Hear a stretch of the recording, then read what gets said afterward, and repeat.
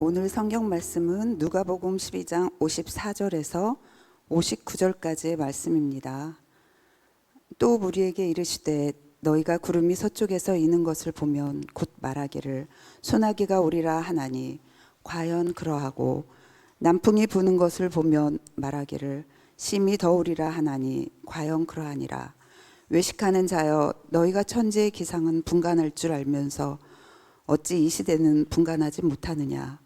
또 어찌하여 옳은 것을 스스로 판단하지 아니하느냐. 내가 너를 고발하는 자와 함께 법관에게 갈 때에 길에서 화해하기를 힘쓰라. 그가 너를 재판장에게 끌어가고 재판장이 너를 옥졸에게 넘겨주어 옥졸이 옥에 가둘까 염려하라. 내게 이르노니 한 푼이라도 남김이 없이 갚지 아니하고서는 결코 거기서 나오지 못하리라 하시니라. 아멘. 안녕하십니까. 제가 오랫동안 못 배웠습니다. 구단 여러분께서 염려해 주시고 위해서 기도해 주셔서 감사합니다. 이제 연말이 가까이 왔습니다. 이 큰 언론 기관들이 내년에는 어떤 해가 될 것인가 하는 예측들, 기사들을 내놓고 있습니다. 특별히 그 내년에 대해서 관심이 많은 것은 금년이 전 세계적으로 매우 나쁜 해로 그렇게 취급이 되기 때문입니다. 영국의 주간지 이코노미스트에 보니까 2025년은 그 단어 2025년을 특징 짓는 단어를 영어로 슬로프라고 그러는데 우리말로 말하면 꾸정물, 시궁창 뭐 그런 뜻을 갖고 있습니다. 그렇게 아주 그 험악한 한 해를 보냈는데 내년에는 좀 좋아져야 되지 않을까 그런 희망이 있는 것 같습니다. 그런데도 불구하고 그 내년을 예측하기가 매우 어렵습니다. 크게 말해서 두 가지 이유가 있는데요. 하나는 소위 그 인공지능이라는 것, AI라는 것이 아주 발전하고 확대 사용이 되어서 세상이 어떻게 근본적으로 달라질는지 예측하기가 어렵다는 것입니다. 이제까지 인류가 여러 가지 좋은 기술을 개발했는데 이제까지 개발한 기술들은 대부분 사람의 육체, 즉 팔, 다리, 손, 눈, 귀 이런 것들의 기능을 확대하거나 대체하는 그런 기술이었습니다. 뭐 자동차는 우리 다리의 기능을 대신하고 전화는 우리의 귀 혹은 뭐 입의 기능을 확 돕는 그런 기술 아닙니까? 그런데 그런 기술을 개발한 것이 사람의 생각인데 생각을 돕고 생각을 대체하는 기술은 그동안에 그렇게 많지 않았습니다. 기껏해야 수판, 계산기, 컴퓨터 정도였습니다. 그런데 인공지능이라는 것은 이 사람의 생각을 대신하거나 확대하는 그런 그 기술이니까 이건 엄청난 변화가 아닐 수 없습니다. 그래서 많은 사람들은 아마 이건 인류 문화를 근본적으로 바꿀 것이다. 이제까지 인류 문화를 근본적으로 바꾼 기술은 한 두 가지를 이야기하는데요. 하나는 16세기에 개발된 인쇄술, 이것이 아주 엄청난 변화를 가져왔다. 혹은 17세기, 18세기에 개발된 증기기관, 이것이 아주 산업혁명을 일으키고 역사를 바꿔놨다. 그렇게들 말하는데 아마 인공지능은 그보다 더 큰 변화를 가져올 것이 아닌가 그렇게 생각합니다. 며칠 전에 그 손정희 회장이라는 분이 우리나라 대통령을 만나가지고 앞으로는 사람의 지능보다 10,000배 정도 더 높은 수준의 컴퓨터, AI가 나올 것이다. 그렇게 주장을 하면서 지금 사람과 근부의 지능의 차이가 앞으로는 컴퓨터가 지금 사람처럼 또 사람이 지금의 근부어처럼 그 정도의 차이로 벌어질 것이다. 그렇게까지 말했습니다. 세계경제포럼은 지금 초등학교에 다니는 학생들의 65%는 지금 존재하지 아니하는 직종에서 일을 할 것이다. 지금 전혀 없는 직종이 앞으로 우리 젊은 어린이들의 직업이 될 것이다. 그 정도까지 말합니다. 이걸 예측하기가 참 어렵다. 둘째로 이유는 미국이라는 그 역사상 가장 강력한 나라의 대통령이 이제까지 세계가 그래도 어느 정도 정착시켜 놓은 기술을 근본적으로 뒤집어 놓았기 때문에 그렇습니다. 이제까지는 이념이 그래도 뭐 이념 혼란이 있습니다만 그래도 자유주의는 옳고 공산주의는 옳지 못하다는 것이 대세인데 지금 트럼프 대통령은 뭐 러시아 편을 들고 우크라이나보다 러시아 편을 드는 그런 모습을 보이고 윤리 그 웃기는 거다. 그게 무슨 이제 중요하냐? 환경 그건 거짓 뉴스다. 이렇게들 뒤집어 놓은 겁니다. 이래가지고는 세계가 지금 갈피를 잡지 못할 이런 상황에 빠졌는데 미국같이 강한 나라가 그리고 민주주의의 모범이라고 하는 나라가 좀 전혀 민주적이지 않은 그런 방식으로 통치가 되고 있으니까 이 세상이 어떻게 될 것인가 상당히 불안할 수밖에 없습니다. 미래가 어떤 모습이 될 것인가를 예측하는 것은 상당히 중요합니다. 우리가 여기에 어떻게 대처해야 되며 어떻게 행동해야 할까를 결정하는데 미래를 아는 것이 아주 중요하죠. 옛날에는 농업과 목축업이 산업의 가장 중요한 부분이었으니까 날짜, 기후를 예측하는 것이 참 중요했습니다. 그래서 예수님 시대 유대인들도 예외가 아니었습니다. 오늘 본문의 54절에서 55절에 보면 너희가 구름이 서쪽에서 이는 것을 보면 곧 말하기를 소나기가 오리라 하나니 과연 그러하고 소나기가 오리라 예측을 했는데 실제로 소나기가 왔다. 또 남풍이 부는 것을 보면 말하기를 심히 더우리라 하나니 과연 그러하니라. 실제로 그렇다. 예측 잘했다. 잘한다. 그런 거 아닙니까? 우리 세계 저 이스라엘의 지도를 보면은 한번 띄워주시죠. 이게 서쪽에는 지중해 쪽이니까 바다 쪽이니까 그쪽에서 구름이 올라오면 소나기 올 가능성이 많죠.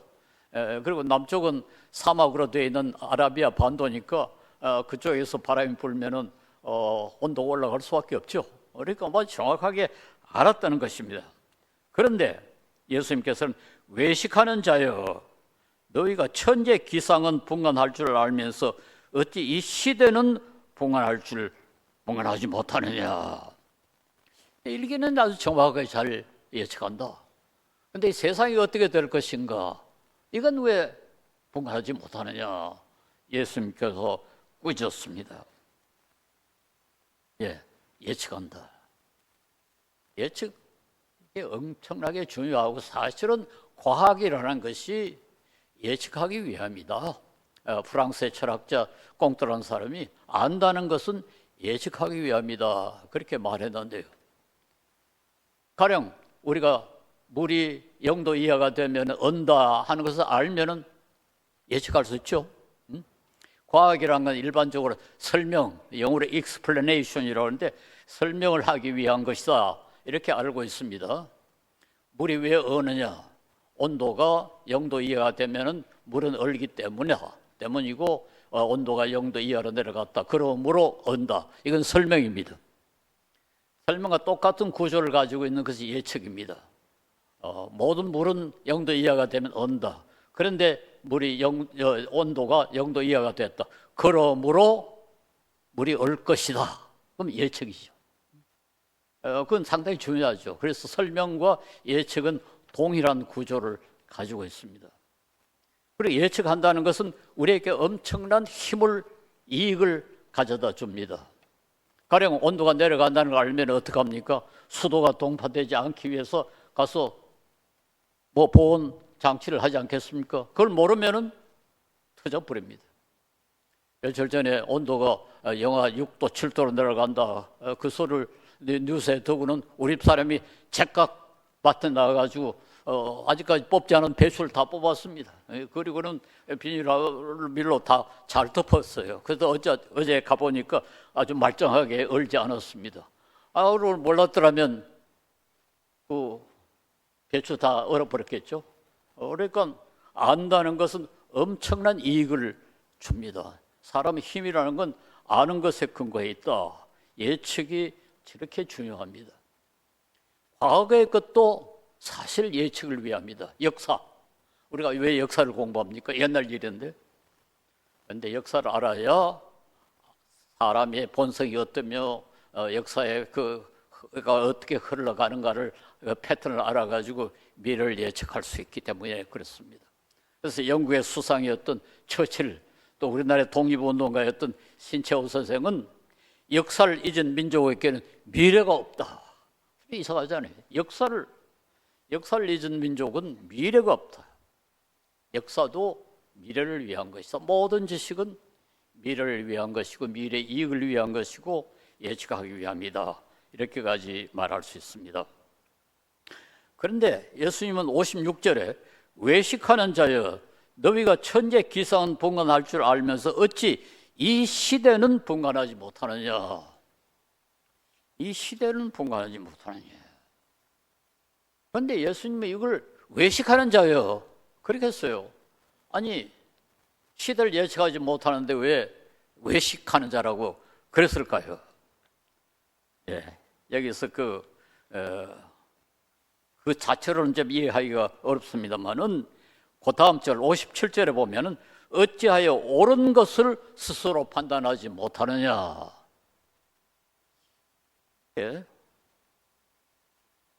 시대를 분간하지 못하는 것과 옳은 것을 분간하지 못하는 것, 그것이 연결이 되어 있습니다. 이게 옳은 것이라는 말은 가령 뭐 농사를 어떻게 짓는 것이 옳으냐, 그 길을 갈 때 어떻게 걷는 것이 옳으냐, 그런 옳음이 아니고 이 의로운가, 도덕적으로 선한가, 하나님의 뜻에 맞는 것인가, 그런 의미의 옳음입니다. 그 헬라 말로 디카이온이라는 말은 윤리적인, 법적인 하나님의 뜻에 맞는 그런 옳음을 뜻합니다.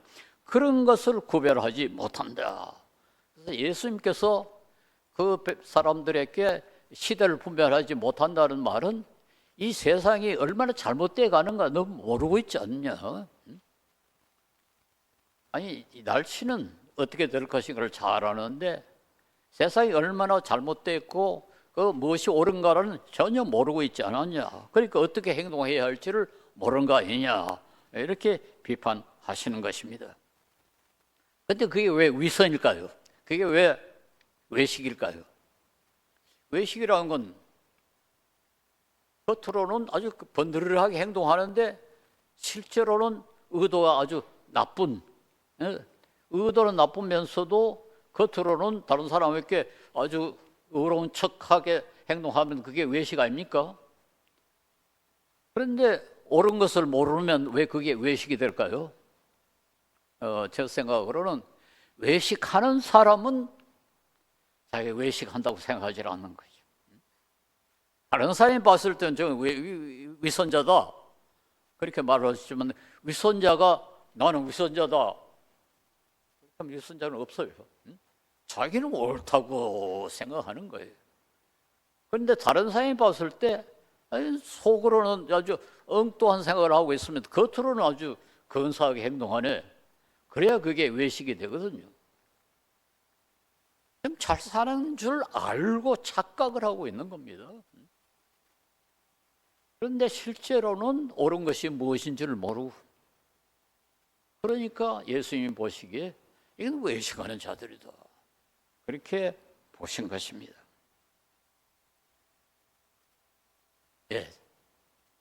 이 날씨를 아는 것에 대해서는 굉장히 민감하던데 이 세상이 어떻게 돼가는지 그건 모르고 자기의 행동이 올바르고 자기의 삶이 제대로 되어 있는지를 모르면 이걸 예수님이 외식하는 자라고 그러는데 사실 이 두 가지는 서로 관계가 되어 있습니다.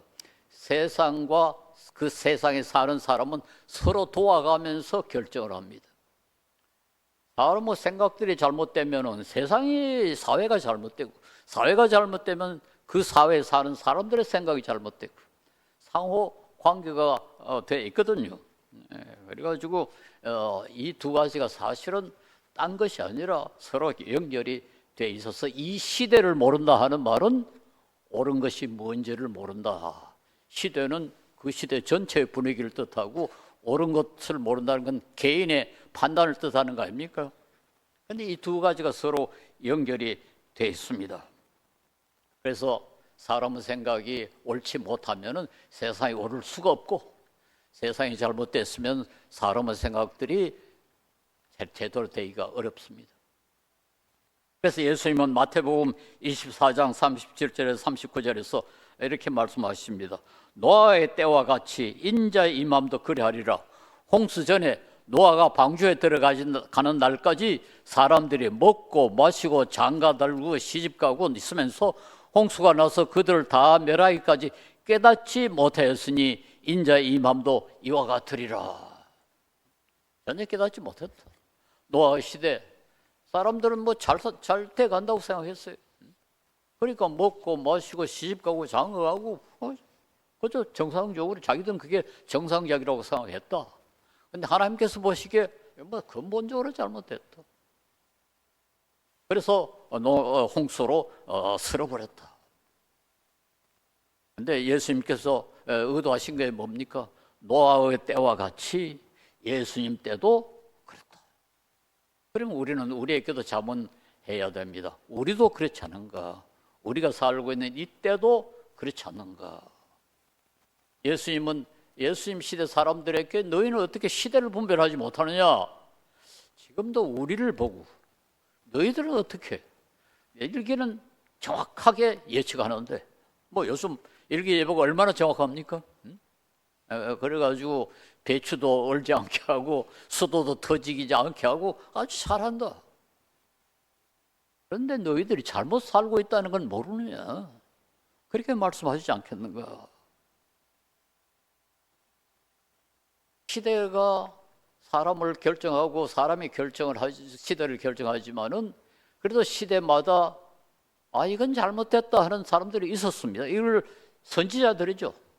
노아가 그랬고 엘리야가 그랬고 엘리사가 그랬고 이사야가 그랬고 예레미야가 그랬고 예수님이 그랬고 세례 요한이 그랬습니다.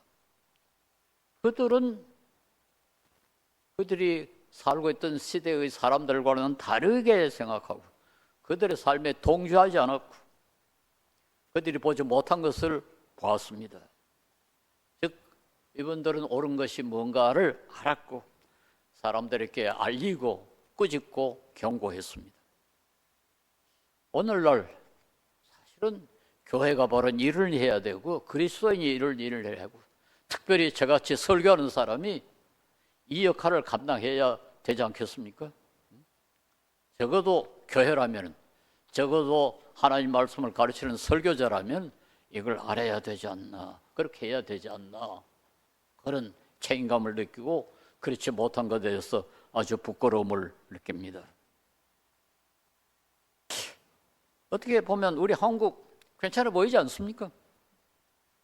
경제가 뭐 나쁘다고 아우성이지만은 외국의 시각은 전혀 다릅니다.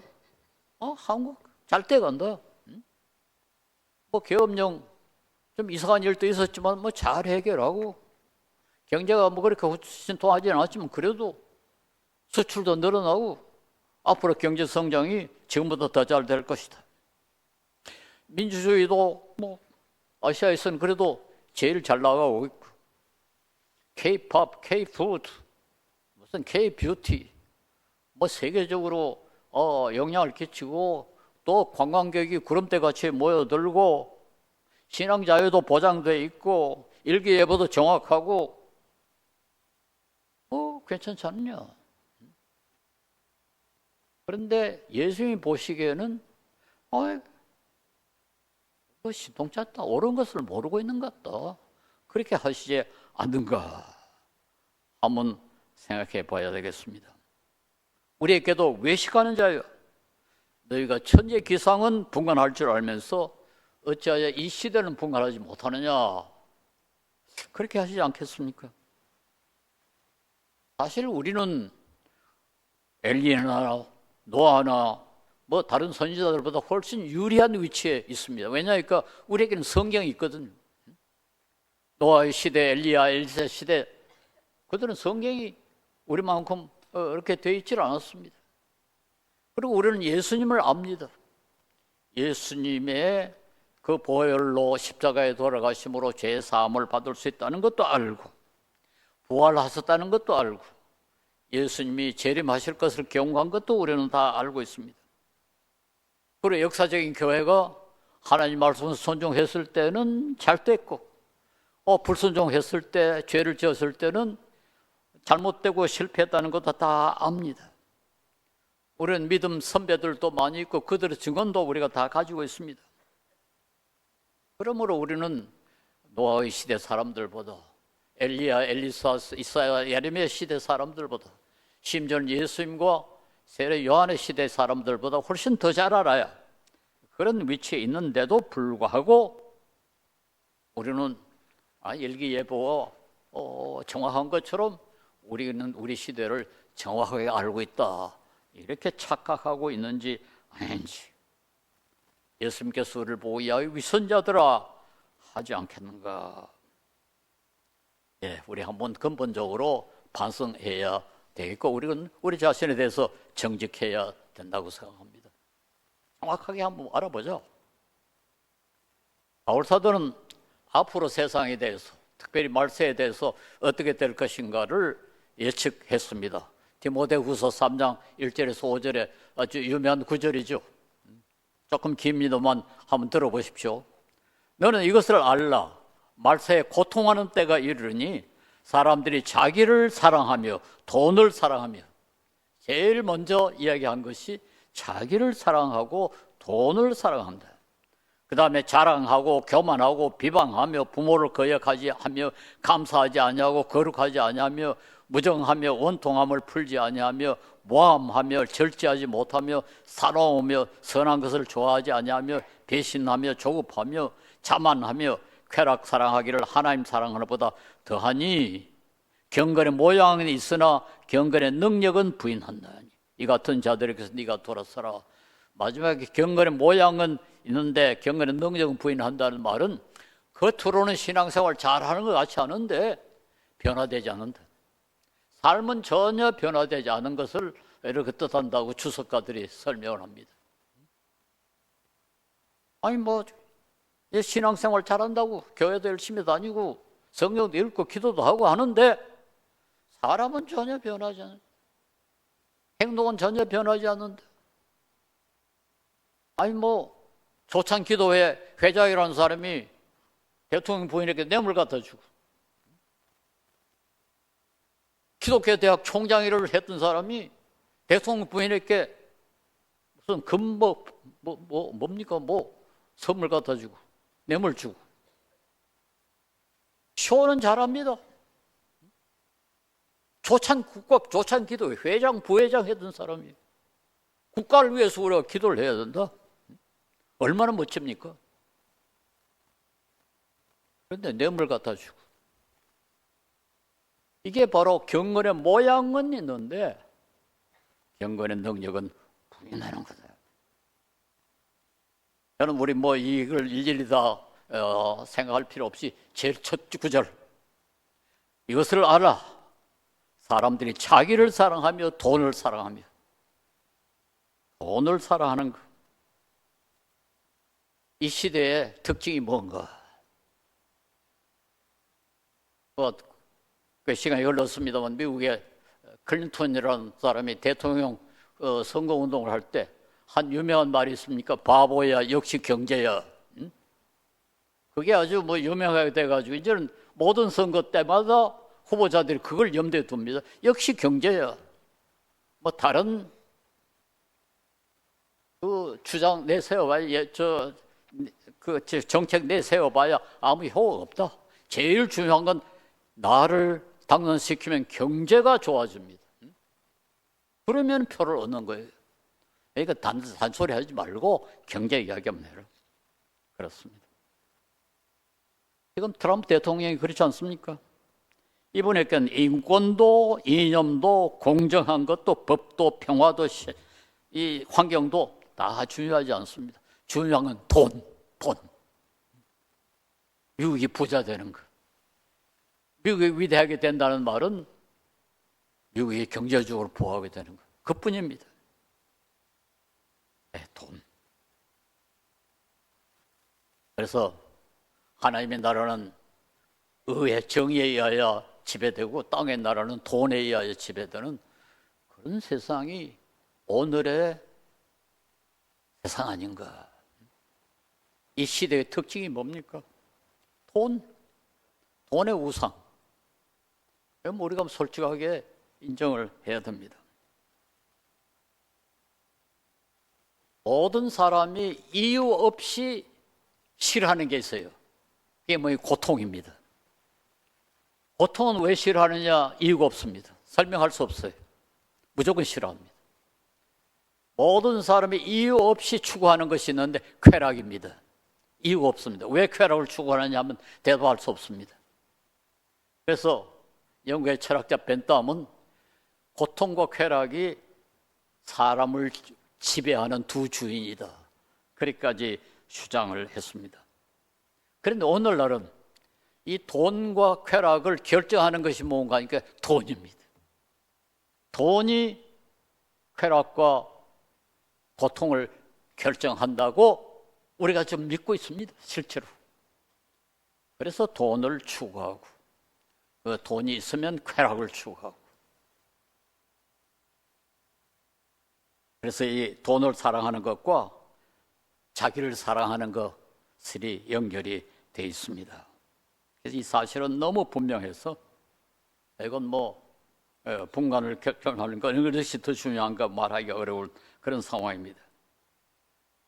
물론 예수님은 그 다음에 58절에서 59절에는 마지막 심판에 대해서 언급을 합니다. 너희들이 세상을 분간하지 못하는 것 가운데 하나는 중보자가 누군지 구속자가 누군지도 모르는 거다.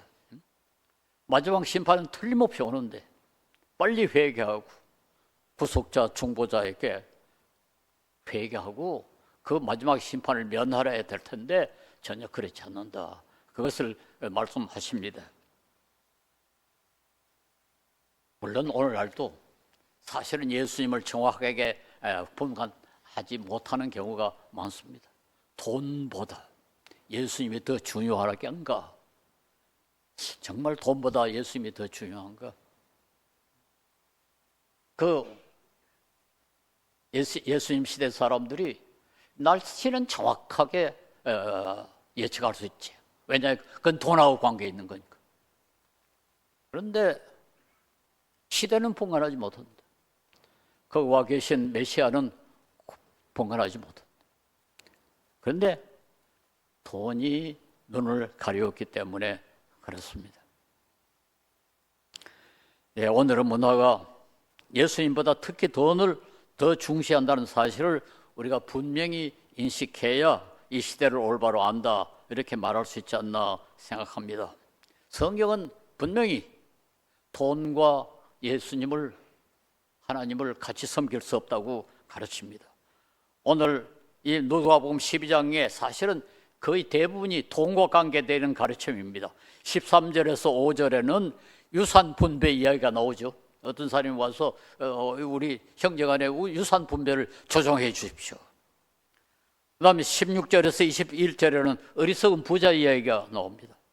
22절에서 28절에는 농사하지 않고 길쌈하지 않아도 생까마귀가 백합화가 먹고 입을 수 있다. 그래서 마태복음 6장 24절에 한 사람이 두 주인을 섬기지 못할 것이니 혹 이를 미워하고 혹 저를 사랑하거나 혹 이를 중히 여기고 저를 경히 여김이라.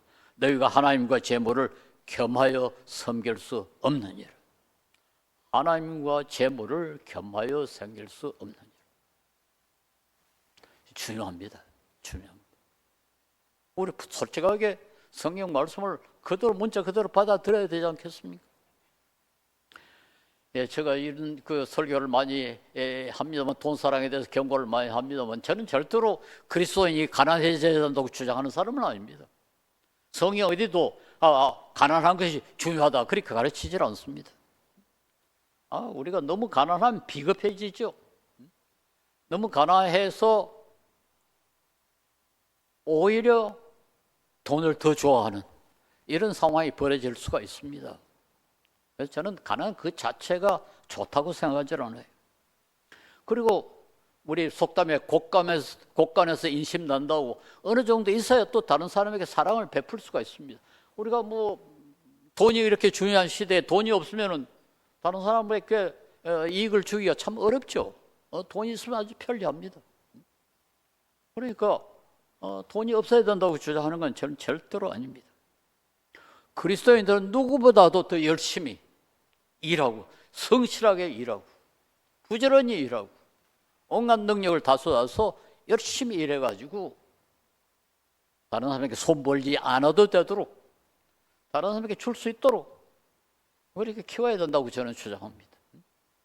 그래서 나는 오늘 젊은이들이 여기 많은데, 젊은이들 나중에 도너버스가 비급해지지 않도록 조심하라고, 실력을 키우라고, 능력을 키워야 돼요. 뭐 팽팽 놀고도 나중에 뭐 잘 먹고 잘 살 수 있습니까? 열심히 일해야 됩니다. 학교에서 공부 열심히 해야 됩니다.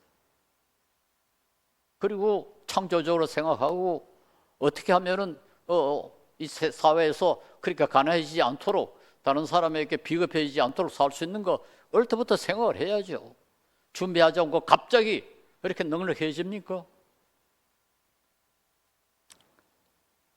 그러나 그보다 더 중요한 것은 절제해야 되고, 자기의 쾌락에 너무 낭비하지 말아야 됩니다.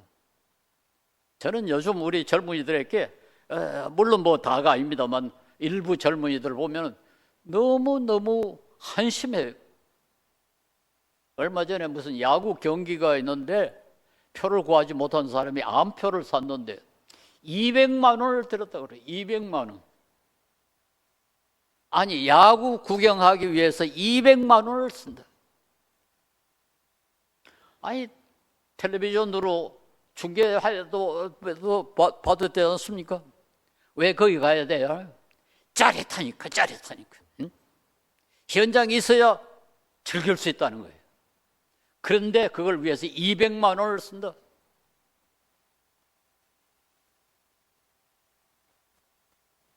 이런 사고가 나중에 자기를 가난하게 만들고 비겁하게 만들어 버릴 겁니다.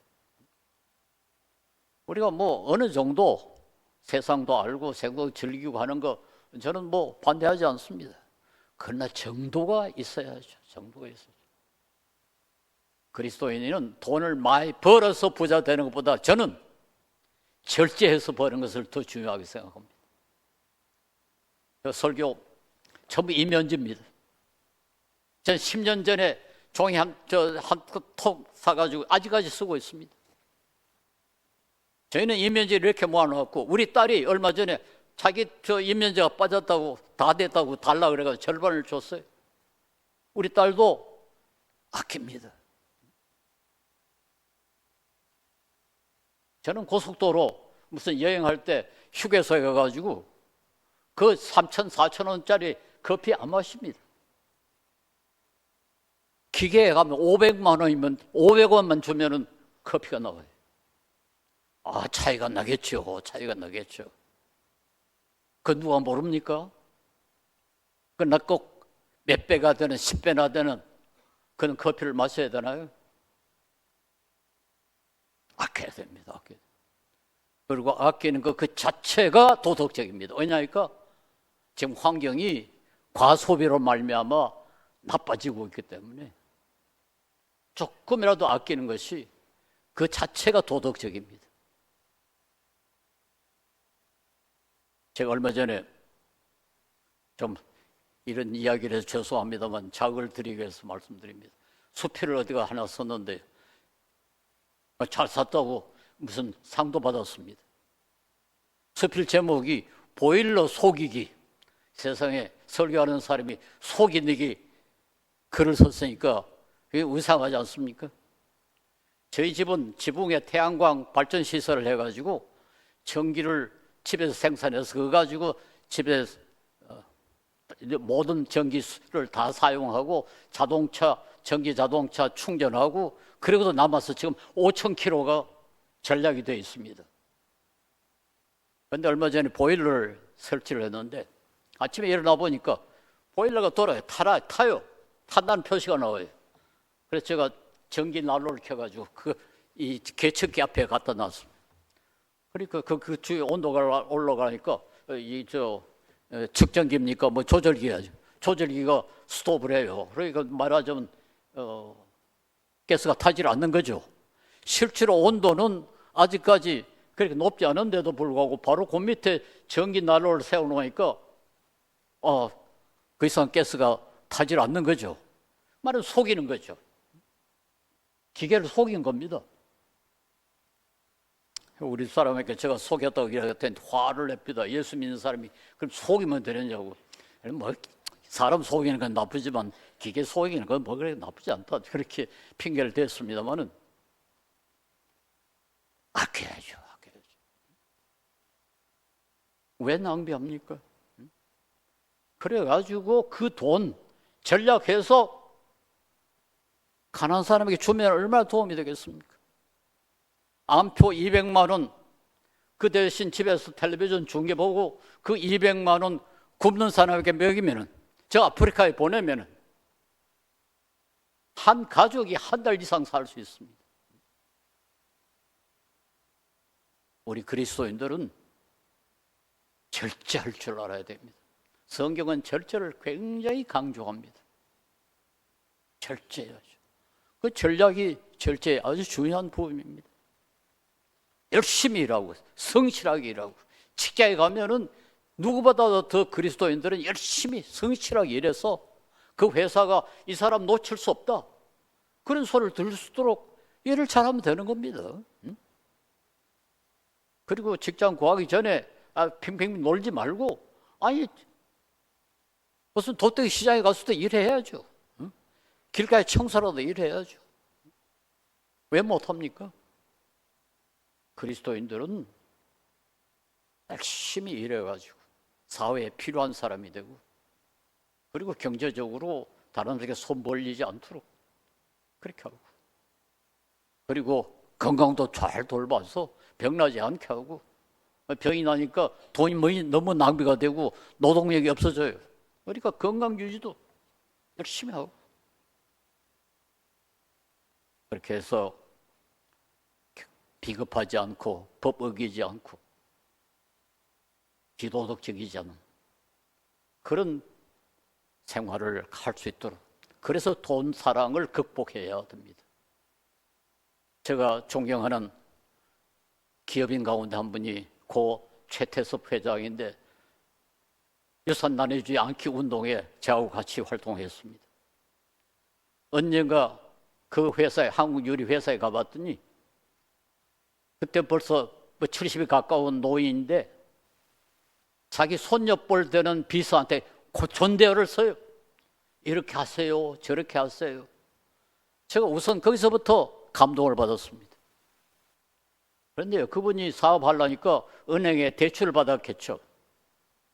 그런데 대출을 갚는 날 돈을 가지고 은행에 갔습니다. 근데 그날부터요 북한군이 서울을 침입하는 날이었습니다. 그러니까 사람들이 전부 좀 피난 간다고 야단이고 은행도 좀 일찍 문 닫고 직원이 막 나오려는데 최태섭 회장이 돈을 가지고 들어간 겁니다.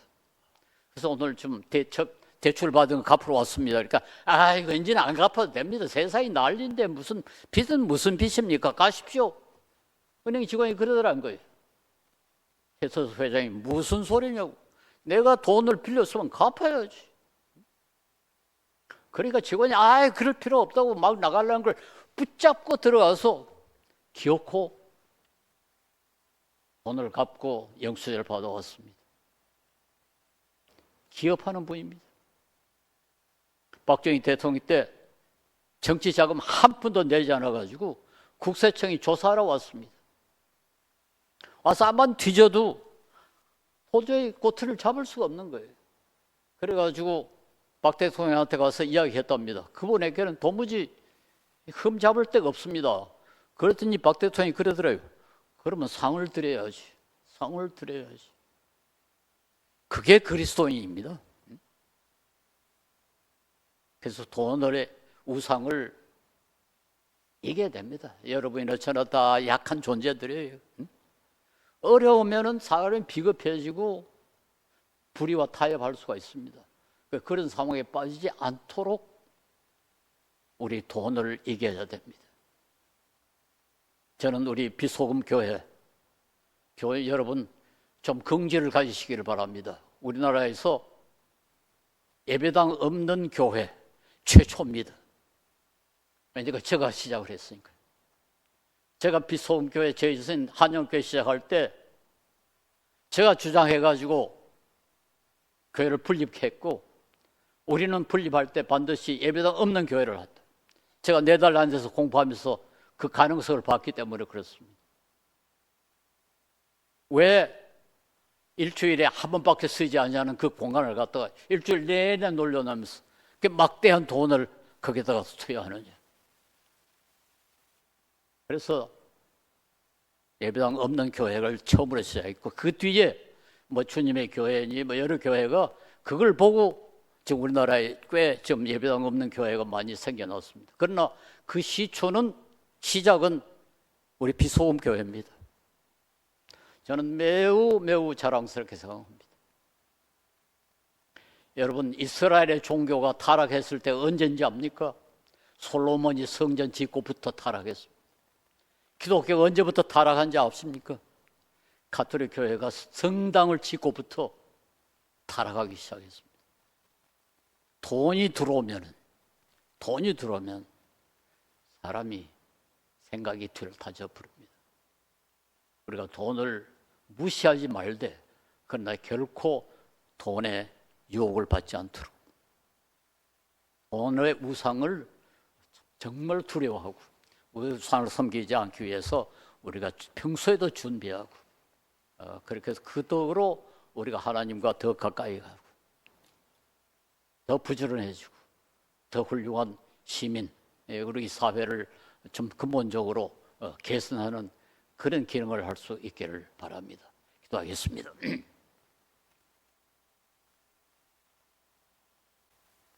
자비로우신 우리 하나님, 주님께서 우리를 불쌍히 보소서 이제까지 지켜주시고 먹을 것, 입을 것 주시고 활동할 수 있도록 모든 조건을 허락하시고 이 가난했던 나라를 이만큼 부유하게 해주신 것을 감사하고 감사를 드립니다. 모든 것이 다 주님의 은혜인 줄 믿습니다. 주님이여, 그러나 우리가 주님의 말씀을 따라 돈의 우상을 섬기지 않도록 주님께서 우리를 지켜보옵소서. 주님, 우리는 너무 연약합니다. 우리는 계속 유혹을 받고 우리가 참 잘못된 길로 갈 수 있는 여러 가지 길들이 많습니다. 주님께서 우리를 불쌍히 보시고 지켜보호하여 주소서. 주님의 이 거룩하신 뜻을 오로로 받들게 하시고 오직 주님만 섬기고 이 세상을 사랑하지 않도록 은혜를 베풀어 주시옵소서. 예수님 이름 받들어 기도 올리옵나이다. 아멘.